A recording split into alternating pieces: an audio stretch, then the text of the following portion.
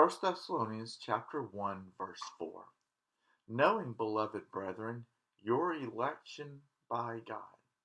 Every 4 years we have the opportunity as American citizens to vote and elect a president.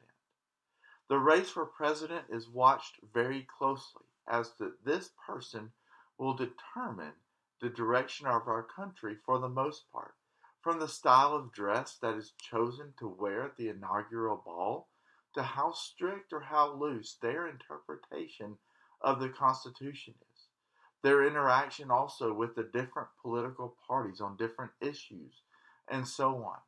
But today, our country will go to the polls and decide or elect who will be our next president, who will be at the helm leading our country through the next 4 years.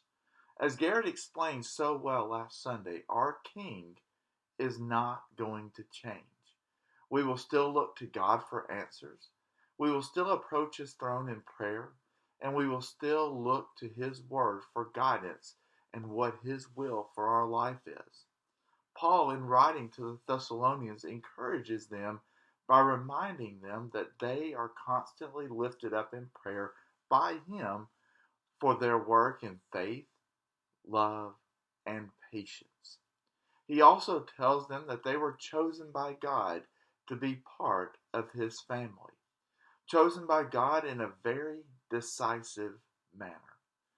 The price that was paid on the cross of Calvary was part of the election of God, that Jesus came and died so that our sins could be erased if we simply believe that he is the Son of God and obey the gospel by putting Christ on in baptism.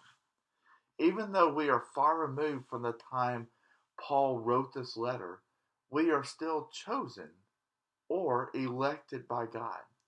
The amazing part of God's love is it does not matter how checkered or colored your past is.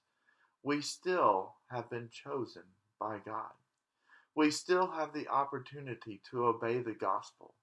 We still have the opportunity to tell and show everyone that we have been elected by God to be part of his family.